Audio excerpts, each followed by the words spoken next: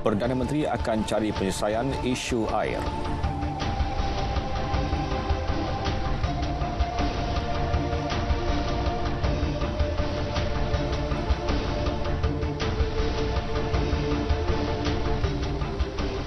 Assalamualaikum, salam Malaysia Madani, saya Muhammad Shah Musa. Konvensyen Nasional Kerajaan Perpaduan 2023 berjaya menepis spekulasi yang menyentuh keutuhan Kerajaan Perpaduan. Perdana Menteri Dato' Seri Anwar Ibrahim dalam ucapan amanat perdananya yakin perhimpunan yang jelung kali diadakan ini membuktikan kekukuhan dan kestabilan kerajaan yang dibentuk sejak 6 bulan lalu. Konvensyen hari ini, saudara, ini memberikan signal yang jelas kepada rakyat Malaysia dan dunia. Kerajaan ini bukan saja stabil, tapi insya-Allah kekal sehingga pilihan raya umum akan datang. Kekal untuk apa? Untuk pastikan pertama tata kelolanya mesti baik, hentikan amalan rasuah dan penyalahgunaan kuasa, dan keduanya pastikan dasar yang boleh memacu pertumbuhan dan membela nasib rakyat negara kita. Konvensyen menghimpunkan 10,000 perwakilan daripada 19 parti politik dalam gabungan kerajaan perpaduan. Bertemakan Madani mengangkat agenda rakyat, acara dimulakan dengan Konvensyen Nasional Wanita Kerajaan Perpaduan dan Konvensyen Nasional Pemuda Puteri Kerajaan Perpaduan. Dalam acara kemuncak, sidang turut membincangkan isu ekonomi rakyat, membina negara bangsa dan hala tuju Malaysia Madani. Dalam pada itu, Perdana Menteri yakin barisan jemaah menteri bersama kementerian masing-masing mampu mengembalikan Malaysia sebagai gergasi ekonomi di rantau ini. Ia telah dibuktikan melalui pecutan dalam menggerakkan agenda negara berasaskan tabik urus yang baik dan bersih. Menurut Dato' Seri Anwar, kecenderungan pelabur asing ke negara ini disebabkan kestabilan politik dan tabik urus negara yang cekap.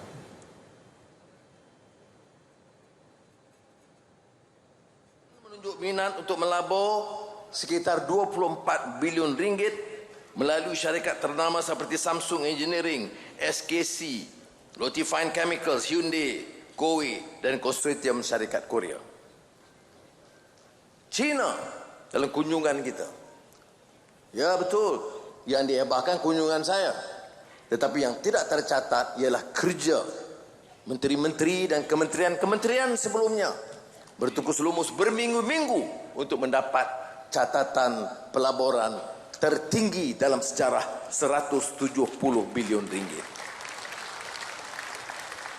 Ini termasuk Gili Proton yang akan memulakan pelaburan 10 bilion ringgit di Automotive City di Tanjung Malim. Saudara, ini artinya good governance. Sementara itu, Perdana Menteri disaran tidak lagi menoleh ke belakang dan terus memacu Malaysia menjadi sebuah negara terkehadapan termasuk di pentas antarabangsa. Timbalan Perdana Menteri Dato' Seri Dr. Ahmad Zahid Hamidi berkata walaupun terdapat kritikan daripada pelbagai pihak, namun perkara itu harus diabaikan demi pembangunan negara. Di hadapan sini, rakyat seluruh negara mahu Yang Amat Berhormat Perdana Menteri bersama-sama 19 parti yang ada terus memacu Malaysia sebagai sebuah negara yang terkehadapan.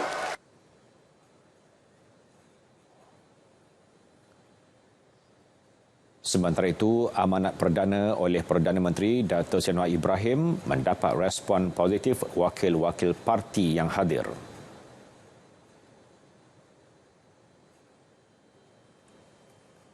Ini merupakan komitmen untuk kita memastikan kerajaan perpaduan ini akan memfokuskan pertama sekali kepada pemulihan ekonomi negara kita, tata kelola yang baik yang akhirnya akan memberi manfaat pada rakyat kita. Kita jangan lihat sebagai zero sum game. Persaingan bukan di kalangan kaum di Malaysia. Kita mesti ada hubungan yang baik dan kerjasama dan mengambil semangat itu untuk kita sama-sama membangun dan memperkuatkan Malaysia. Dan kita perlu memastikan bahawa pelbagai persekutuan diangkat bersama, pastikan bahawa demokrasi terus subur, dan dengan kestabilan ini kita dapat memberikan fokus utama dalam membela rakyat, memastikan bahawa hak anak muda dalam bab pekerjaan, isu pengangkutan awam, perubahan iklim dapat diberikan penekanan utama. Konvensyen Nasional juga menunjukkan tahap persediaan dan komitmen untuk memastikan kemenangan pada pilihan raya negeri PRN yang bakal diadakan. Saya cukup yakin dengan kekuatan pada hari ini yang dipamerkan, komitmen berdasarkan tekad wanita yang telah ditandatangani oleh semua jajaran kepimpinan wanita perpaduan, dan saya fikir ia akan diterjemahkan dalam gerak kerja dan jentera pilihan raya selepas ini. Di samping itu, Timbalan Menteri Komunikasi dan Digital Teo Ni Ching berkata kelancaran liputan pilihan raya negeri akan dipastikan. Pasukan petugas khas ditubuh bagi mengekang masalah penyebaran berita palsu sewaktu pilihan raya negeri. Apabila kita lebih mendekati dengan PRM, jadi lagi banyak fake news dan juga ucapan bencian akan berlaku.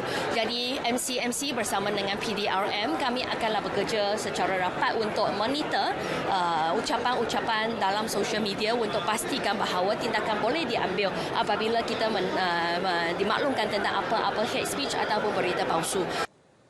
Tambah beliau, pusat media akan disediakan di 6 negeri terlibat iaitu Negeri Sembilan, Selangor, Pulau Pinang, Kelantan, Terengganu dan Kedah di bawah Jabatan Penerangan Malaysia Japin.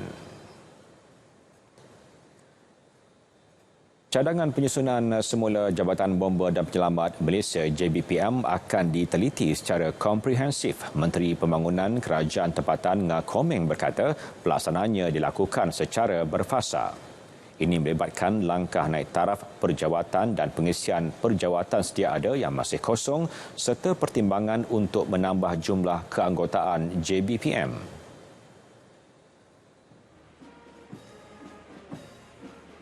Dengan jumlah keanggotaan terkini melebihi 15,000 orang anggota berbanding dengan 33.57 juta populasi Malaysia, yang menjadikan nisbah keanggotaan adalah 1 bagi 2,238 orang rakyat Malaysia.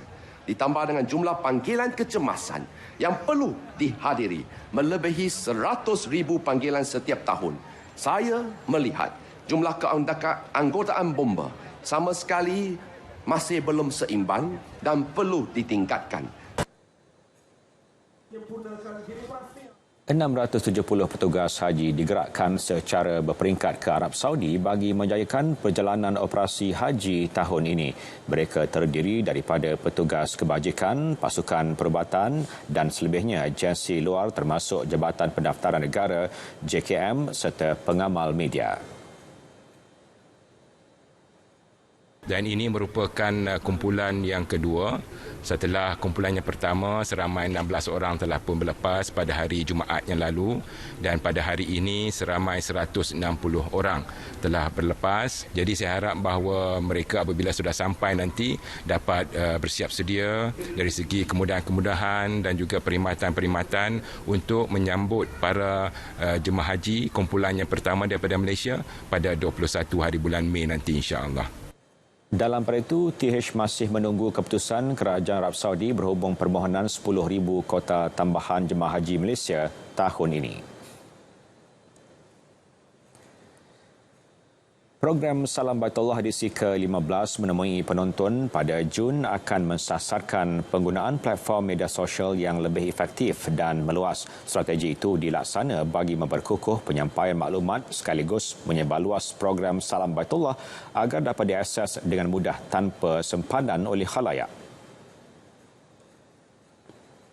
Contohnya, dan tahun ini kita sasarkan lebih lagi, terutama kita beri tumpuan kepada platform media sosial ataupun media dalam talian, dan dia menggunakan nama Salam Baitullah.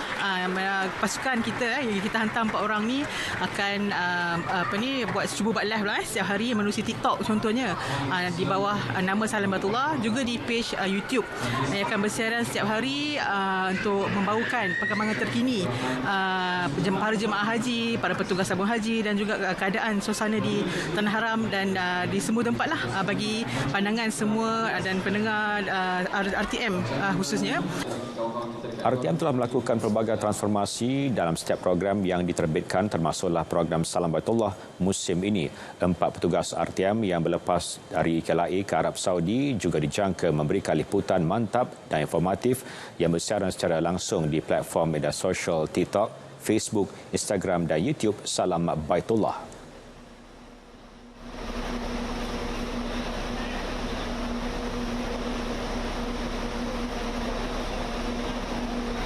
Kelainan untuk Salam Baitullah kita dah rancang, insya-Allah kita akan ketengahkan mungkin di pada Arafah nanti mungkin kita akan bawakan gambaran yang lebih lah untuk rakyat dan juga untuk rakyat Malaysia sendiri dan jemaah-jemaah ataupun keluarga jemaah di sini, insya-Allah. Bagi saya dari berita pula, saya secara liputan harian kita dah bawa start bila kita tiba di Tanah Suci nanti kita dah liputan harian tu kita dah bawakan terutama dari segi persiapan petugas-petugas yang akan bertolak hari ini dan ketika ketibaan KT1 nanti pun kita dah akan cuba bawakan sedaya upaya kami untuk live yang sekerap yang boleh lah.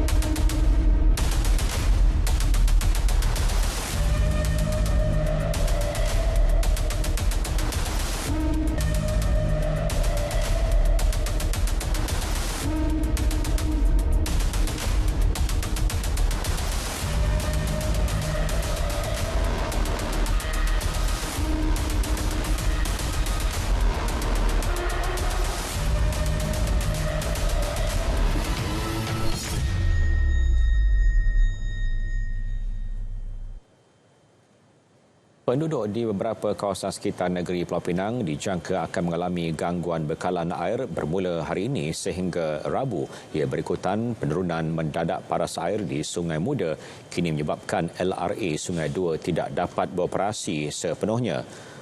Perbadanan Bekalan Air Pulau Pinang menjelaskan LRA tersebut tidak mampu menghasilkan 1,000 juta liter air sehari. Penduduk sekitar seberang Perai Utara, seberang Perai Selatan, seberang Perai Tengah dan kawasan selatan Pulau Pinang dinasihatkan untuk menyimpan air yang mencukupi.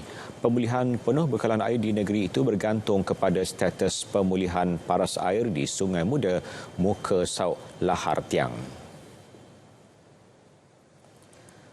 Hampir 252,000 akaun pengguna syarikat air Darul Aman Sdn Berhad Sada di 3 daerah di Kedah terjejas gangguan bekalan air membabitkan Kuala Muda, Kulim dan sebahagian kawasan Baling bermula hari ini. Sada dalam satu kenyataan memaklumkan bahawa gangguan bekalan air tidak berjadual itu bermula pada jam 7.25 pagi disebabkan penurunan mendadak paras sungai yang berpunca daripada kerosakan pintu baraj Sungai Muda.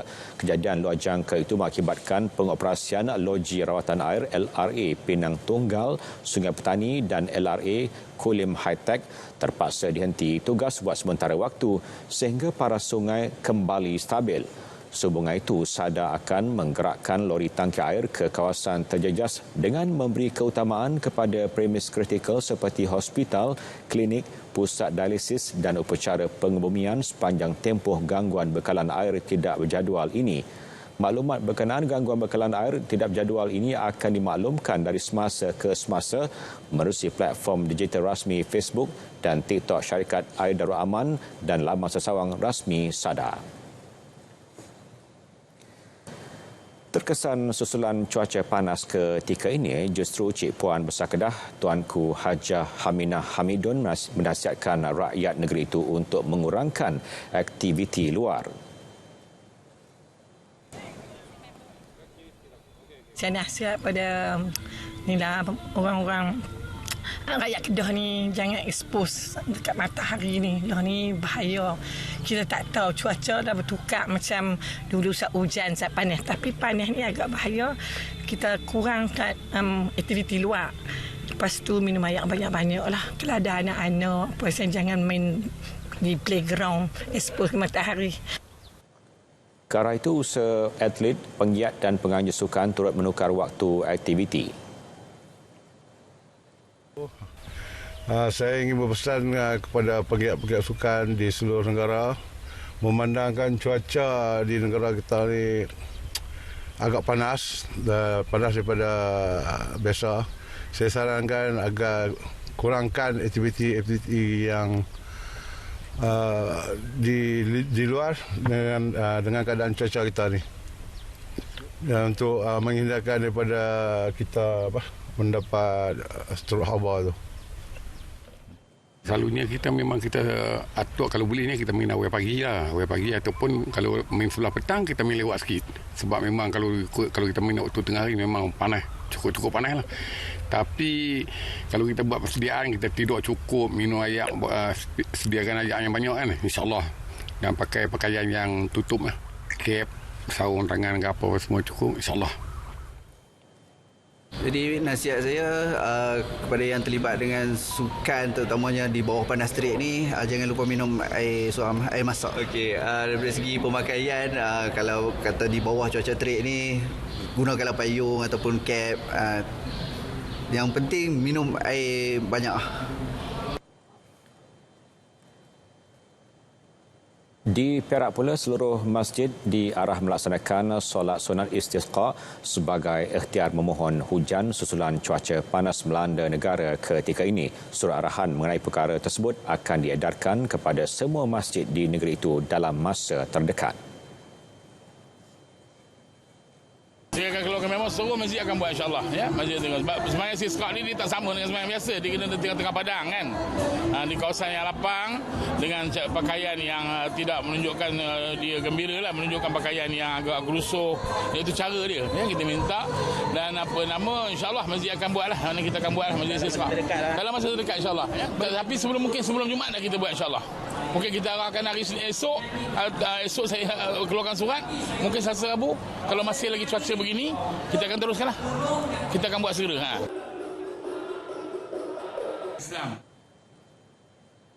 Kerajaan Persekutuan komited menyelesaikan masalah air di negeri-negeri terlibat. Perdana Menteri Dato' Seri Anwar Ibrahim menyatakan beliau akan mengadakan perbincangan bersama dua kerajaan negeri bagi mencari jalan penyelesaian isu tersebut. Dalam tempoh 2 minggu saya akan undang Menteri Besar Kelantan dan Ketua Menteri Sabah dan pasukan untuk kita cari jalan menyelesaikan. Kalaupun perlu berbilion ringgit, kita mesti cari dan selesaikan tahun ini juga kerja projek. Beliau berharap kerajaan negeri dapat memberi kerjasama kepada kerajaan persekutuan dalam penyelesaian isu yang membebankan rakyat ketika ini. Sementara itu, Pengerusi Badan Perhubungan UMNO Kedah, Dato' Sri Mahathir Khalid menggesa kerajaan negeri menyelesaikan krisis air yang berlaku di beberapa kawasan seperti di Sungai Petani yang melibatkan 250,000 akaun pengguna. Kalau satu rumah ada 3 orang pun, 4 orang pun dah dekat 1 million penduduk lah yang hari ini saya ingat di Sungai Petani langsung tak ada bekalan air dan sangat-sangat sedih lah dan sangat menyusahkan, dan ini satu perkara yang tak boleh diselesaikan dan sepatutnya dalam musim yang seumpama ni sudah ada langkah-langkah yang sepatutnya lah. Pemangku Raja Perlis Tuanku Sheikh Fazluddin Putra Jamalulal berharap pihak berkuasa pelaksanaan Koridor Utara NCIA dan Lembaga Pembangunan Pelaburan Malaysia MIDA akan terus melipat gandakan usaha bagi menarik pelabur ke Perlis. Titah baginda ke arah usaha itu, segala proses dan peraturan di dalam negeri perlu sentiasa ditambah baik. Dengan menunjukkan sifat mesra pelabur menerusi penyediaan fasiliti serta memudah cara urusan, mampu meletakkan Perlis sebagai salah satu destinasi baharu yang menarik untuk dibuat pelaburan. Demikian titah baginda ketika menyampaikan agihan zakat Majlis Agama Islam dan Adat Istiadat Melayu Perlis MAIPS kepada seramai 140 orang asnaf di Kampung Oran dan Kampung Tasuh. Tuanku Sheikh Fazluddin juga berharap Kerajaan Persekutuan dapat mempertimbangkan dengan positif projek-projek keutamaan yang dipohon di bawah Rolling Plan keempat Rancangan Malaysia ke-12.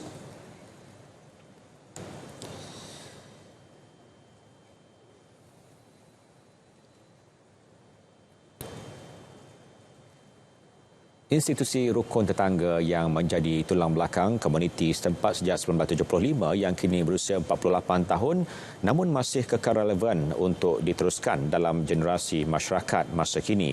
Fungsi awal penubuhan bermatlamatkan penyatuan masyarakat dan keselamatan penduduk yang diwujudkan di bawah peraturan-peraturan perlu rukun tetangga dalam Ordinan Darurat 1969 ketika itu kini perlu sentiasa dinamik sejajar dengan perkembangan semasa.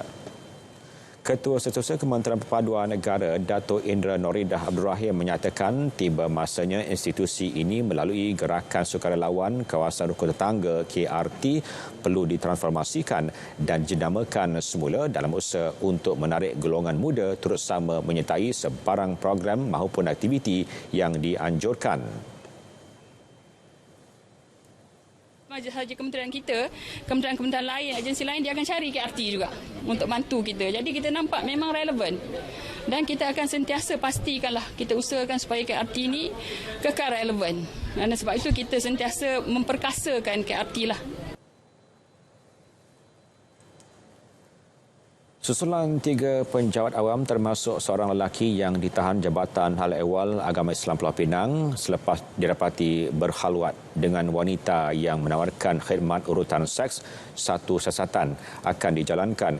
Ketua Menteri Chow Kon Yeow telah mengarahkan Setiausaha Kerajaan Negeri untuk membuat siasatan lanjut. Saya minta Setiausaha Kerajaan Negeri buat siasatan tentang laporan ini sebab sekiranya benar ini satu kelakuan yang memang tidak dibenarkan khususnya oleh penjawat awam semasa waktu kerja. Semasa waktu kerja mereka sepatutnya menunaikan kewajipan mereka sebagai penjawat awam. Khamis lalu, opsnoda oleh jabatan itu dilakukan susulan risikan selain aduan yang diterima daripada para isteri yang mendakwa suami mereka terlibat dalam kegiatan tidak bermoral.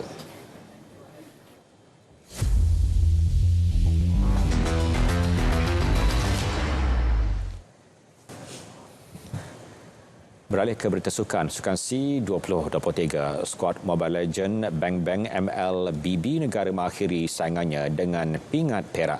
Ia susulan kekalahan 0-3 menentang pasukan pilihan Filipina pada aksi final yang berlangsung di Naga World Tour Phnom Penh hari ini.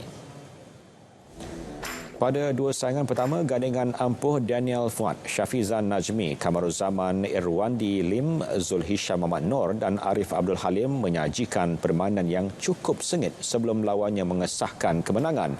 Perlawanan ketiga menyaksikan mereka bergelut untuk memperkemaskan rentak namun tidak berjaya dan kemenangan memihak kepada Filipina. Terdahulu, MLBB lelaki negara mara ke separuh akhir apabila merakam kemenangan ketiga berturut-turut dalam saingan peringkat kumpulan A. Pada saingan separuh akhir yang berlangsung pagi tadi, mereka berjaya menempah tiket ke penentuan pingat emas selepas menempaskan pasukan tuan rumah Kemboja. Kejayaan pada aksi final ini memperbaiki pencapaian pingat gangsa yang diraih Malaysia pada Sukan SEA Filipina 2019. Aksi Liga Super, Johor Darul Takzim JDT berpesta gol di tempat sendiri semalam apabila menewaskan Kelantan United FC 6-0. Buxton membuka gol JDT seawal minit ke-7 sebelum Leandro Velasquez menjaringkan gol kedua pada minit ke-21.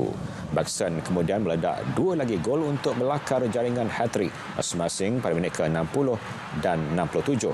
Dua lagi jaringan pemain import, Leandro Velasquez dan Fernando Forestieri, memastikan JDT menang bergaya 6-0. Meskipun menang besar, Ketua Jurulatih JDT Esteban Solari memuji persembahan Kelantan United FC yang kerap memberi tekanan kepada pasukannya. They are a team who try to play, who try to attack. This is not a team that is sitting back. Normally I like these kind of teams. I know maybe the quality is not the same, but the coach is brave enough to try to provide, to play, and to make a game that when you try to play like this, sooner or later you improve. JDT bakal berdepan Kuching City FC pada perlawanan seterusnya 19 Mei ini.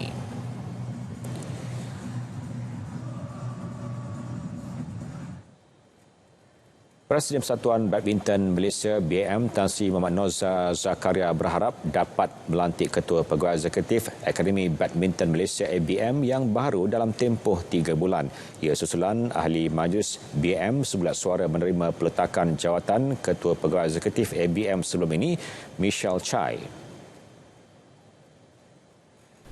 This has to be the CEO of the academy must be filled with, I think, a world-class caliber person that has the technical background from badminton and also has the world-class management skill that will inject professionalism into that body.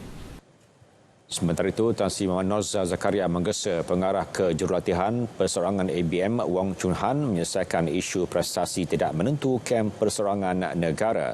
Jelasnya, Chun Han adalah individu bertanggungjawab untuk memperbaiki prestasi pemain perseorangan termasuk lelaki dan wanita yang semakin merudum.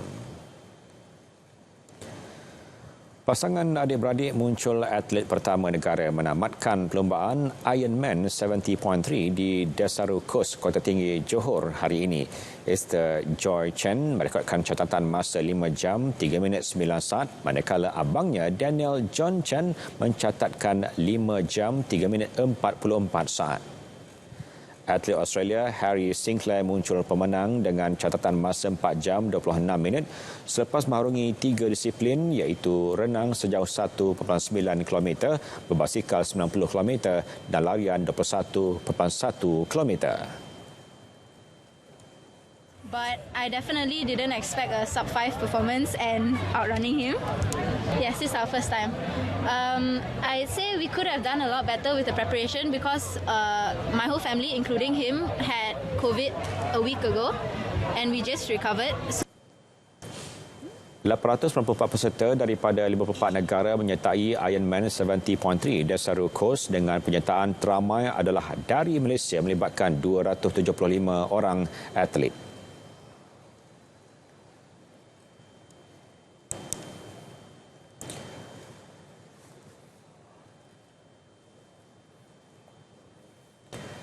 Baik, berita tengah malam berakhir di sini. Saya Muhammad Syah Musa. Assalamualaikum dan salam Malaysia Madani.